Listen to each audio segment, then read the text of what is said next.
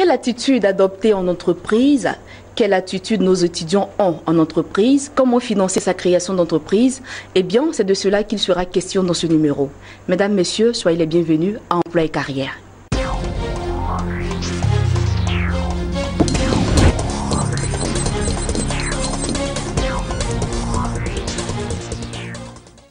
Eh bien, pour ceux qui viennent de nous prendre en marche, sachez que vous suivez votre magazine Emploi et Carrière. Et pour ce numéro, je suis toujours en compagnie de André Cuyot qui n'est plus à présenter. André Cuyot, bonjour. Bonjour madame. Merci d'être sur ce plateau. Je vous en prie. Merci. Alors, chers téléspectateurs, nous allons démarrer tout de suite avec notre première rubrique. Il s'agit de « Je veux un job ».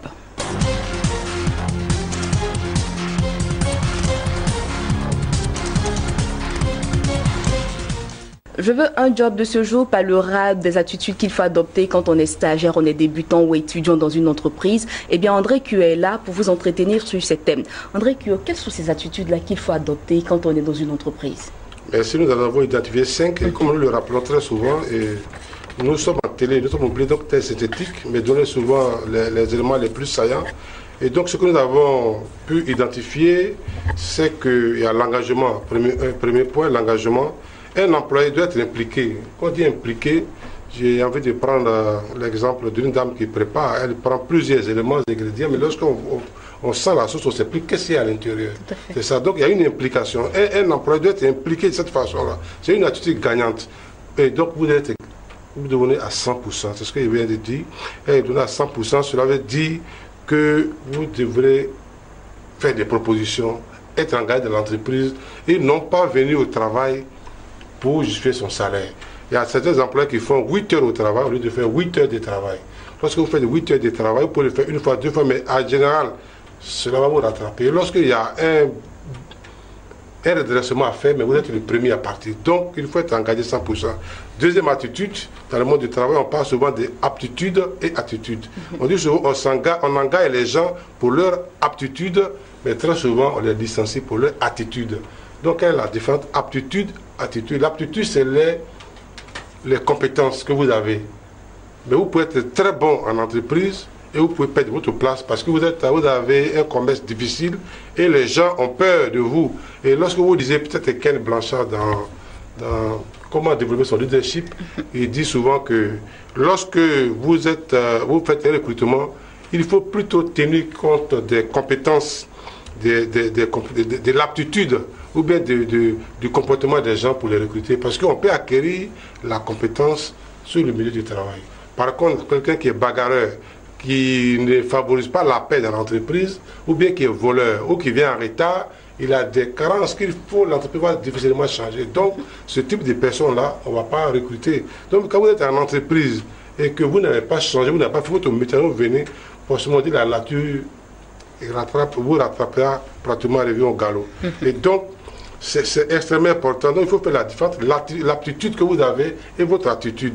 Parce qu'une bonne attitude favorise la bonne entente au sein de l'entreprise. Donc, lorsque vous êtes là, les gens doivent être contents de vous voir. Vous devrez avoir le sourire, le bonheur. Parce que je vais vous dire peut-être une chose. On passe plus de temps en entreprise qu'à la maison. Tout à fait. Le boulot commence à 7h30 pour ceux qui n'ont pas d'autres boulots et qui vont à 7h30. Mais s'il prend le cas des journalistes, souvent il vient à 7h, mais il ne sait pas à quel moment il va aller à la maison. Donc votre vraie famille, c'est où? C'est en entreprise. C'est pourquoi il faut humaniser l'environnement du travail. Mais en même temps qu'on demande aux employés d'humaniser l'environnement du travail, il faut que les employés eux-mêmes ne se fassent pas la guerre de leadership, la guerre d'intérêt, les conflits inutiles, et puis le milieu du travail. Lorsque je suis réveillé le matin, il m'avait encore. Mais quand il m'avait encore, déjà il est démotivé et ce rendement va se ressentir. Donc un employé doit s'engager, il doit avoir une aptitude correcte. Mais ensuite, il faut qu'il travaille en équipe. Travailler en équipe, mais c'est ce que nous faisons peut-être à la télé, il y a les caméramans qu'on ne voit pas, il y a les monteurs qu'on ne voit pas. Peut-être on nous voit nous deux, mais il y a un monde derrière qu'on ne voit pas. Mais s'ils ne sont pas contents de nous, peut-être qu'on va avoir les images penchées, peut-être qu'ils vont piéger, mais on peut piéger le micro, vous pouvez même parler ça, comme ça que vous nous attendre. Donc à un moment donné, lorsque vous venez, mais tout le monde doit être heureux pour dire qu'aujourd'hui telle personne est venue, on est content. Mais si les autres ne sont pas contents, comment vous allez travailler? Dans une entreprise aussi, il y a les comptables, il y a les informaticiens, il y a la secrétaire. Mais si tu ne t'attends pas à la secrétaire, et puis tu es son supérieur hiérarchique. Mais elle peut camoufler les appels que tu reçois, mais en même temps, en pensant te faire du mal, mais elle fait du mal à l'entreprise, parce que les appels qui viennent vers le comptable ou bien l'informaticien, mais ce n'est pas pour lui-même, ce n'est pas pour lui, mais c'est pour l'entreprise. Mais en même temps, ça peut être un appel sérieux, familial. Si on ne vous a pas dit, vous allez faire comment pour réagir? Donc, il faut instaurer une bonne ambiance sur le milieu de travail. Il faut travailler en équipe. Travailler en équipe, c'est avoir l'esprit ouvert. L'esprit ouvert, il faut écouter les autres. Mais en même temps, il faut reconnaître ses erreurs. Si vous vous prenez pour un extraterrestre, comme on le dit très souvent, un barracuda intellectuel, et vous prenez les autres comme des taboules rases, c'est-à-dire des tables rases qui n'ont rien de la tête, mais évidemment, c'est pas mal. Donc il faut reconnaître sa force, il faut aussi reconnaître ses faiblesses. C'est ce que se passe sur les terrains de football. Vous pouvez peut-être avoir une équipe de football où il y a des grands joueurs, mais qui n'arrivent pas parce qu'ils ne travaillent pas en collaboration, ils ne travaillent pas en équipe. Donc il faut une solidarité. Le quatrième point, si vous le permettez, c'est la responsabilité.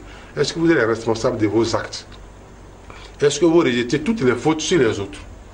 Est-ce que vous prenez le temps de faire votre bilan personnel et individuel? Aujourd'hui, j'ai travaillé de 7h30 à 7h30, mais qu'est-ce que j'ai fait de positif? Est-ce que ma présence a été utile ou bien inutile, ou bien que j'ai énervé les gens ou j'ai perdu le temps? Qu'est-ce que j'ai fait? Est-ce qu'il a été efficace? Or, dans nos entreprises privées, il ne faut pas être efficace 99%, il faut être efficace tout le temps. Puisque c'est le rendement. Donc, très souvent, tu es efficace aujourd'hui, demain, tu n'es pas efficace, tu fais des remarques, ça peut t'énerver, mais en réalité, le chef d'entreprise a besoin que les gens soient efficaces 100%, malheureusement ou heureusement. Donc, il faut être responsable et il ne faut pas rejeter forcément les fautes, ses propres fautes sur les autres. Si vous rejetez les propres fautes sur les autres, mais évidemment, les autres aussi pourront être en position défensive et ça ne marchera pas. Et donc, le dernier point, je peux attaquer. Allez-y. Mais il faut tout ceci, les 4 points, lorsque c'est bien fait, on a plaisir à travailler. Donc on vient au travail par plaisir. On ne vient pas par contrainte. Il faut venir au travail par plaisir. Est-ce qu'on est content de venir au travail? Est-ce qu'il y a le sourire? Est-ce qu'il y a une bonne ambiance? Ou bien c'est un sourire de façade? De toute façon, si c'est un sourire de façade, ça vous rattrape après.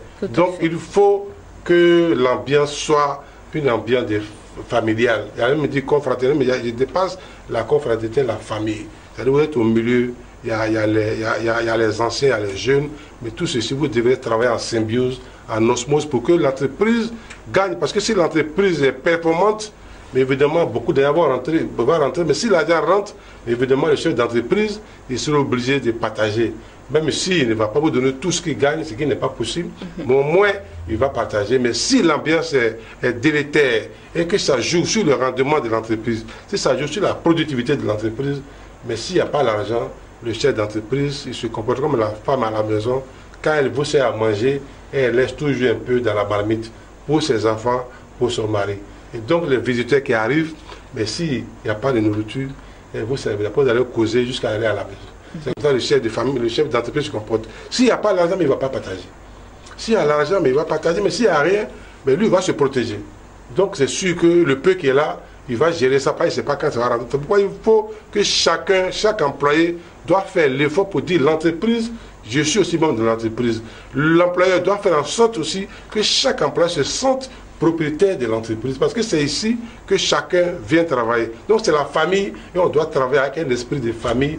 Mais en même temps, ce n'est pas parce qu'on a famille qu'on ne va pas faire le boulot. Si tu ne fais pas ton boulot, on peut t'interpeller aussi pour dire attention, ce que tu fais, ça peut être l'entreprise. Mais dans l'ambiance, dans la compréhension mutuelle et dans l'entente. C'est ce que je voulais dire. Donc, les 5 niveaux d'intervention. Alors, en un mot, il faut dire simplement qu'il faut être positif quand on est dans une entreprise, pardon.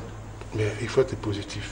C'est tout, il faut être positif. Pas dire que les gens m'en veulent, que les gens ne veulent pas de moi, ils veulent me tuer, on me met les pots de bain, mais ces entreprises-là, c'est des entreprises qui n'arrivent nulle part. Si les employés ne s'attendent pas, mais l'entreprise, ce n'est pas le bâtiment, c'est les hommes qui animent l'entreprise. Et même des spécialistes ont dit qu'il n'y a de richesse que d'hommes. Donc si les hommes ne s'attendent pas, même si vous payez les meilleures machines, si vous leur donnez une bonne voiture, si vous donnez une bonne voiture à un chauffeur qui est énervé, mais il peut vous mettre la voiture dans un caniveau, ça va vous faire les charges. Mais vous lui donnez peut-être, il ne sait pas, un appareil, il peut dégrader l'appareil parce qu'il n'est pas content. Donc ça va réjaillir. Évidemment, il faut donc être positif. Vous avez dit juste, c'est la positivité. Et puis, quand on est dans un environnement, il peut y avoir des conflits, mais il faut s'asseoir pour discuter et puis les régler, pour que l'entreprise avance. Tout à fait. Alors voilà, c'est bien dit, ce sont des comportements qui sont profitables pour nous qui voulons gravir des échelons bien évidemment dans nos différentes entreprises. Sur ce, je vous invite à passer à notre seconde rubrique.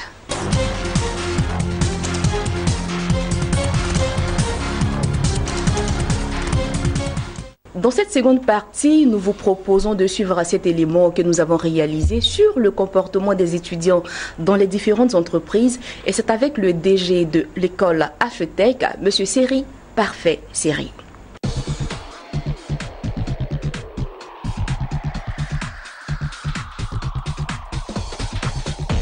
HTEC, École supérieure des hautes études technologiques et commerciales, est un établissement d'enseignement supérieur qui œuvre dans le domaine donc, de la formation des métiers du tertiaire, des métiers de la technologie. On existe depuis 1997.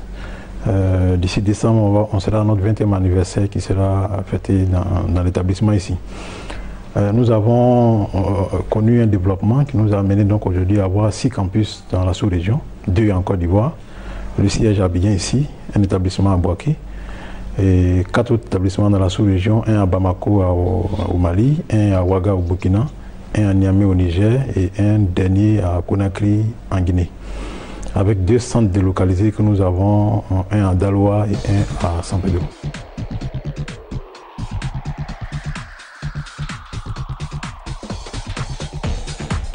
Aujourd'hui, les gens généralement, dans la mise en place des programmes de formation, tant au niveau des autorités de tutelle, au niveau du ministère de l'Éducation nationale, comme au niveau du ministère de l'Enseignement supérieur, les gens parlent généralement d'inadéquation ou d'adéquation formation-emploi. C'est-à-dire qu'aujourd'hui, il faut que les entreprises, pour mettre en place, les écoles pour mettre en place une formation, aillent vers des entreprises, vers des professionnels, détectent le besoin et à partir du besoin, donc, mettre en place la formation qui va être donc en adéquation avec le milieu, les besoins de la formation professionnelle. Mais généralement, cette terminologie est un peu restrictive dans la compréhension des uns et des autres. On parle d'adéquation formation-emploi et on ne se limite qu'à la qualité, sinon au contenu de la formation. Mais l'adéquation formation-emploi va plus loin que ça.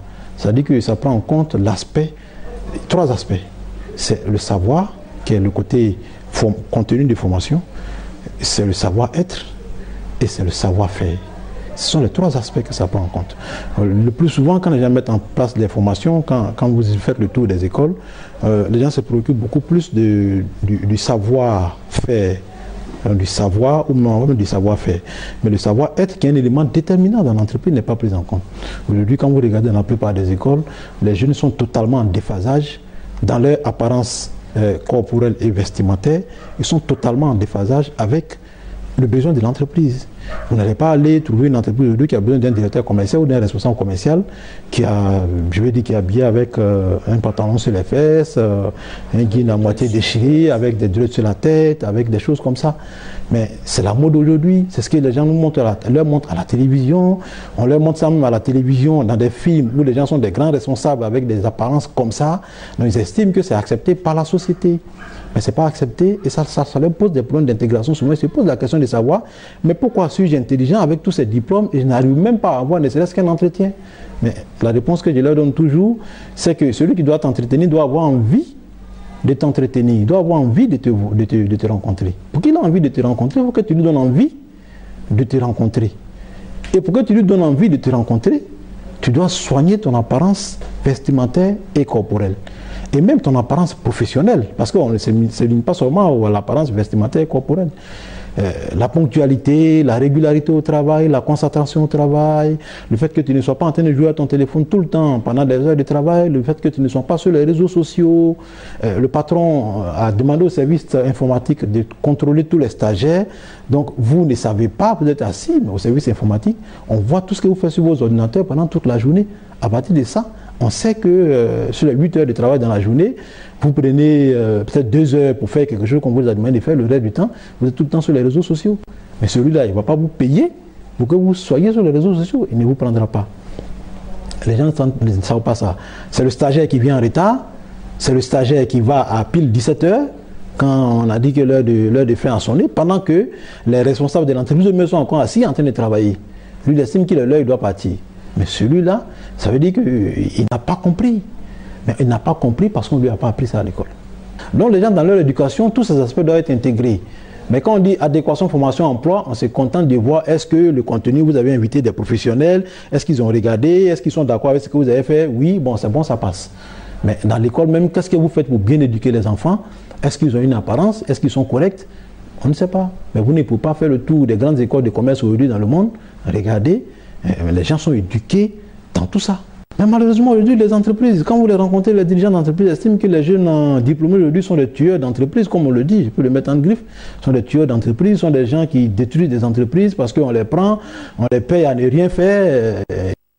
Tout ce qui doit être consommé dans l'entreprise, donc ils créent des surcharges au niveau de l'entreprise, mais ne produisent rien du tout. Ils ne sont même pas conscients du fait que quand on arrive dans une entreprise, la première chose dont le responsable a besoin, c'est ta productivité, c'est ta rentabilité, ce que tu apportes à l'entreprise. C'est en contrepartie de ce que tu apportes à l'entreprise qu'on te rémunère. C'est bien ça le travail. Il y a la société qui les éduque à travers les médias, mais il y a aussi la responsabilité de l'établissement que nous sommes, qui ne les éduquons pas suffisamment à ce que nous attendons d'eux. Alors que nous-mêmes employons des gens avec qui nous sommes exigeants, mais on ne dit pas à nos jeunes gens que nous formons que voici ce qui les attend dans les entreprises.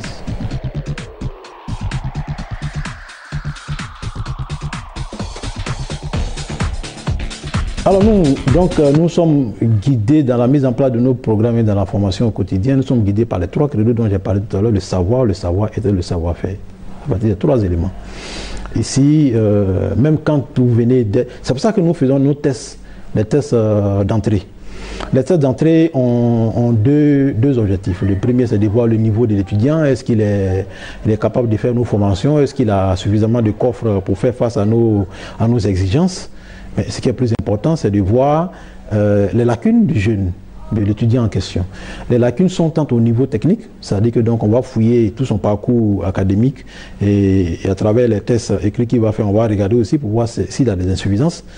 Si ce n'est pas aussi grave que ça, on le prendra, mais on saura à travers donc des entretiens qu'on a eu avec lui qu'il a des lacunes à tel ou à tel niveau. Ça nous permet de le suivre particulièrement. Mais en même temps, les lacunes aussi sont au niveau comportemental. Que pendant qu'ils sont en formation, on leur fait au quotidien, ça c'est ce que le directeur général que je suis fait au quotidien, et la formation en développement personnel et autre chose. C'est-à-dire qu'il va falloir que ces jeunes-là sachent ce qui les attend en entreprise. Il faut leur dire ça maintenant. Donc, on leur fait des formations qui ne sont pas des formations notées, qui ne sont pas des formations choses, mais ce sont des formations libres, mais auxquelles on leur dit qu'ils sont obligés d'être là. Pour une fois, il faut qu'ils soient contraints d'être présents à une formation, enfin libres d'être présents à une formation sans contrainte de notes. Pour qu'ils comprennent qu'il y a des contraintes qui ne sont pas forcément des contraintes d'évaluation. Donc ils viennent et on leur fait comprendre, d'abord on les écoute, il y a beaucoup parmi eux qui parlent, qui expriment leurs problèmes. On leur fait comprendre que voilà la société comment elle fonctionne, elle te prend, elle ne tient même pas compte de tes préoccupations, mais elle te conditionne. Donc, vous exprimez vos problèmes. Après, on les oriente, on leur dit, voilà comment vous devez vous comporter en entreprise. Il faut être ponctuel, il faut être régulier, même quand on est malade. Ce n'est pas parce qu'on est malade qu'on est toujours couché à la maison. C'est pas parce qu'on est malade qu'on va toujours avoir des autorisations du médecin pour être absent.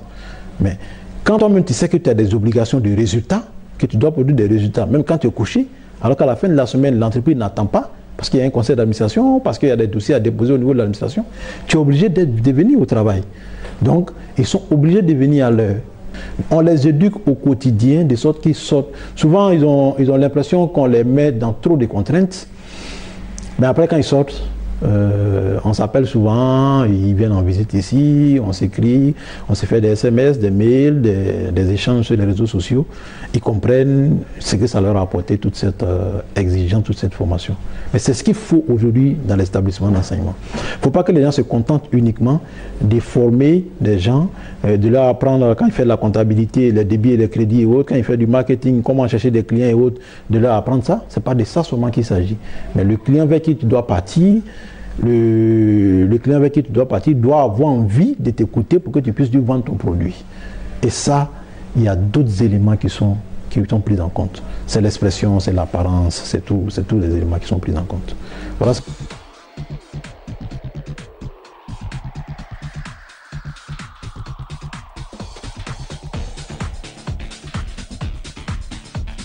On leur donne toutes les bonnes prédispositions pour être pas seulement un bon employé, mais un bon employeur aussi.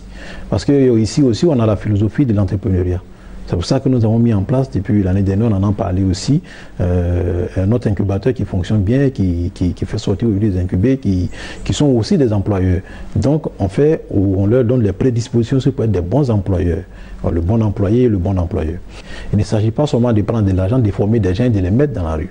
Il faut leur donner les conditions, il faut leur donner les rudiments pour qu'eux-mêmes se battent pour avoir leur intégration sociale facilitée. De retour sur ce plateau, nous vous invitons à notre dernier virage. Il s'agit de « Je veux créer mon entreprise ».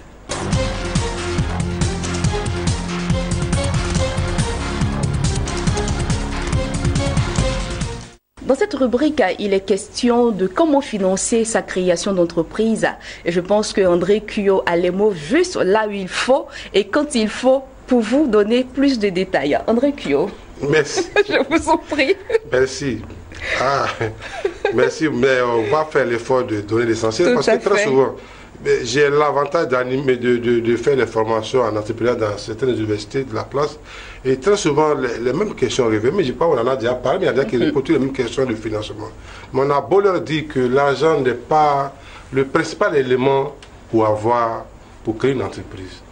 Très souvent, il y a autre chose. Mais comme ils insistent, on va leur dire comment il faut trouver de l'argent. Et j'insiste pour leur dire que bien que l'argent ne soit pas... Parce que quand on fait la nomenclature de la création d'entreprise, il y a le rêve, il y a l'idée, il y a le montage de projet et la recherche de financement. Donc quand vous voyez, sur les 4 éléments compartiments, il y a la recherche de financement qui vient en dernière position. Donc on parle de l'argent lorsqu'on a un rêve.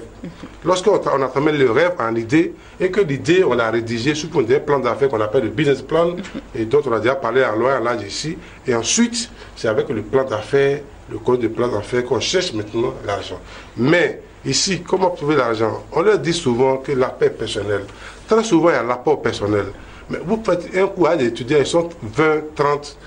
Lorsque vous demandez qui a un compte bancaire il y a 2 ou 3, ce qui m'est arrivé encore pas plus tard, tout à l'heure, lorsque vous leur demandez, il y a 2 ou 3 qui ont un compte bancaire. Certains ont l'argent électronique sur les transferts d'argent, ils pensent que c'est un compte. Ce n'est pas un compte. On ne peut pas vous faire un crédit sur les transferts que vous connaissez. Donc, pour l'instant en tout cas, il faut ouvrir un compte dans une banque. Mais moi, je leur conseille même souvent les microfinances qui sont plus adaptées à leur revenu. Parce que lorsque vous créez, vous pouvez ouvrir un compte projet. Donc, ils peuvent ouvrir un compte projet. J'ai demandé à une fille, elle me dit, on lui donne 5 000 francs par jour. Ok, 5 000 francs par jour, on a multiplié par 5 jours dans l'année, ça va faire 25 000 francs par semaine. 25 000 francs par semaine, ça fait 100 000 francs qu'on lui donne par mois. Je lui demande combien vous avez sur le compte, elle est étonnée, elle n'a pas de compte. Mon papa lui donne 100 000 francs par mois, à la fin de l'année, ça te fait 1 million. En principe, il faut être capable d'épargner au moins 10% de ce que vous gagnez. C'est le minimum qu'on demande. Donc si on vous donne 1 million, vous devrez être capable d'avoir 100 000 francs sur votre compte d'épargne. Vous n'avez pas 100 000 francs sur votre compte d'épargne, vous demandez à papa de vous donner l'argent.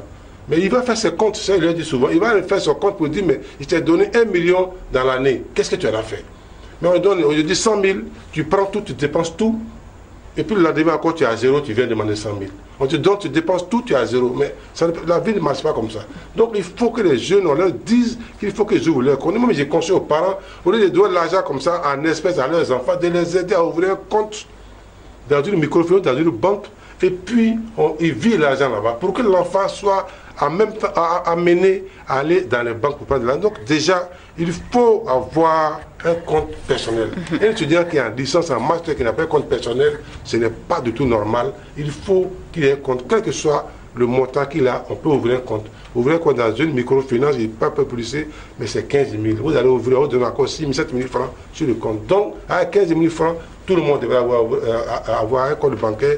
Parce qu'il sait que chacun a eu au moins plus de 15 000 francs. Pratique à la fois. Franchement. Donc voilà. Donc c'est ça. Maintenant, si vous avez ouvert ce compte et que vous partez vers les parents, donc on appelle ça la love money. Ça dit les gens qui vous aiment, avec qui vous êtes familier, vous pouvez demander à papa, vous pouvez demander à maman, vous pouvez demander à tonton, vous pouvez demander à votre tante, à vos connaissances et amis pour dire, moi j'ai besoin d'1 million, j'ai 400 000 francs sur mon compte, il me reste 600 000. Mais lorsque vous négociez comme ça, on a envie de vous aider. Mais tu viens, tu n'as rien. Or, on voit que tous les jours, on donne 100 000 francs. Pour le cas de la fille, 100 000 francs par mois. Mais ça, c'est le salaire des employés. Les gens qui sont chauffeurs, les gens qui nettoient. Mais ils ont les enfants qui mettent à l'école. Toi, tu étudies, on donne 100 000 francs par mois, et puis tu n'as rien fait avec. C'est fini à la fin du mois, 1 million, c'est fini. Ça, ce n'est pas normal. Donc, il faut qu'eux-mêmes, ils ouvrent derrière leur compte. Ça, c'est leur premier financement, eux-mêmes. Et lorsque tu as ce financement, tu peux aller vers tes parents pour faire le financement complémentaire. Mais en plus de ça, il y a l'État de Côte d'Ivoire, puisque nous sommes en Côte d'Ivoire, qui a l'agence emploi jeune. Il faut que les jeunes y aillent. Ils disent non, on ne va pas me donner l'argent parce qu'il ne fait pas. Non, non, non. Il faut y aller. Tu montes ton projet, tu respectes les procédures qu'on t'a demandé de faire, et puis tu déposes. Maintenant, si on ne t'a pas donné l'argent, tu sauras pourquoi on ne t'a pas donné, mais il ne faut même pas l'effort. D'abord, il ne savent même pas comment rédiger un plan d'affaires. Donc, il ne peut pas. Alors, il faut aller rédiger un plan d'affaires ou déposer à l'agence emploi jeune qui fait ça, qui fait la promotion, qui fait le tout. Mais il faut essayer au moins.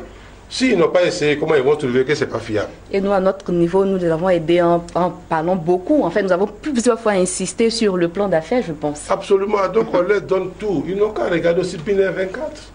Je sais qu'il y a beaucoup de chaînes où on danse, on joue au foot, mais ici, on vous donne l'information gratuitement. Moi, je dis souvent que c'est la télé qu'on regarde sans être stressé. Parce que moi, on peut regarder, ah, c'est belle, mais c'est belle. Quand il le dit, on dit non, comme je suis là. Mais franchement, c'est une télé qu'on regarde, on n'est pas stressé parce que vous n'êtes pas surpris d'avoir des images, vous avez des conseils, vous avez des conseillers, vous avez des chefs d'entreprise, des formateurs qui viennent vous donner les conseils gratuits. Il faut les regarder et il faut en prendre, il faut en tirer les leçons. Donc, vous avez bien dit, il faut regarder cette chaîne et ensuite on va continuer. Donc mais il y a le privé.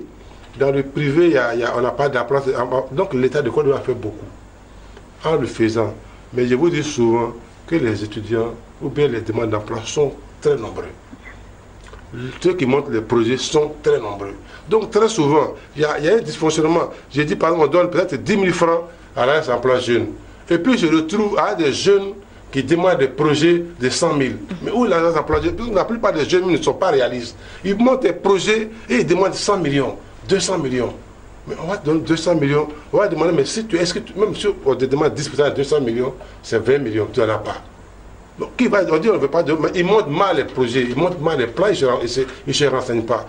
Il faut déjà voir, même quand vous parlez devant une banque, on vous demande d'avoir au moins 30% du montant que vous donnez. Et les 70% qui restent, mais il faut une garantie. Mais vous n'en avez pas. Et vous demandez des montants tellement costauds qu'on n'a même pas envie de livrer votre projet. Parce que vous n'êtes pas réaliste. Mais même la nature, je le dis souvent, la nature nous donne des exemples. Tout à fait. Un enfant qui naît, même pour se lever, il secoue d'abord sur le côté, après il secoue sur le ventre, après il commence à faire 4 pattes, après il se lève, il dandine, il tombe, et c'est comme ça qu'il commence à devenir grand. Oh, nos jeunes frères veulent devenir grands sans commencer petit. Mais à force de vouloir devenir grand, on finit par devenir petit. C'est ça qui est le problème. Donc, il faut que les jeunes se rendent compte qu'il faut commencer petit à petit. Tous nos champions qui le voient grâce à la CGCI en Côte d'Ivoire ici, c'est les gens qui ont pavé, qui ont galéré, qui sont allés pas à pas. Ils ne veulent pas aller pas à pas. Ils n'ont pas de compte. On leur donne de l'argent, ils ne font pas, ils prennent tout. Bon, c'est vrai, il faut s'habiller, mais il faut garder aussi un peu. Parce que papa aussi, il n'avait pas gardé, il n'allait pas te mettre à l'école parce que tu ne seras pas jeune. Toute la jeunesse, ce n'est pas une carrière, c'est une étape. Tout à fait. Ah, donc il faut comprendre ça. Et donc il y a la CGCI par exemple, qui aide les jeunes aussi à créer leur entreprise. Qui a créé leur entreprise, la CGCI. Donc les jeunes peuvent aller voir la CGCI, qui est la Confédération générale des entreprises de Côte d'Ivoire, qui est au plateau un grand immeuble. Ils peuvent aller là-bas pour se renseigner, ou bien pour ceux qui sont à l'intérieur, mais ils n'ont qu'à aller sur le site de la CGCI. S'ils vont sur Google et demandent CGCI, déjà c'est suffisant. Tout à fait. Ils vont avoir les informations, ils ne sont pas obligés de se déplacer. Mais il faut qu'ils y aillent, donc c'est ce qu'on leur conseille. Donc l'argent personnel, il faut qu'ils s'ouvrent un compte personnel.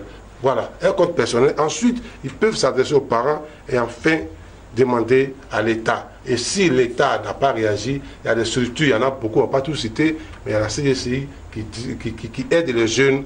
On leur donne tout à l'échec, et même c'est couvert par Pinel 24 en général. Et donc, on voit l'échec, on donne aux jeunes 10 millions, on leur donne 1 million, on leur donne 10 millions, mais il faut qu'ils fassent leur projet et qu'ils déposent. C'est tout. Donc il y a beaucoup de structures qui les aident, mais eux-mêmes, il faut qu'ils apprennent à s'aider soi-même. Et à être très humble pour ne pas demander 100 millions, 200 millions, 1 milliard. Personne ne va leur donner parce que tu n'as jamais qu'une entreprise, forcément, il y a un gap quelque part parce qu'on ne peut pas devenir grand si on n'est pas tombé. Alors là, il faut demander des sommes quand même très raisonnables. Très raisonnable. Alors André Kio, pour permettre à nos téléspectateurs qui nous suivent depuis un bon moment maintenant de mieux comprendre tout ce dont nous avons parlé sur ce plateau, vous allez vous résumer en quelques mots. Ah, merci de me donner cette opportunité, mais on a parlé dans la première partie des 5 attitudes. On en a déjà parlé, on a parlé de l'engagement, l'attitude à ne pas comparer à l'aptitude. L'aptitude, c'est la capacité, c'est la formation, c'est la compétence. L'attitude, c'est le comportement.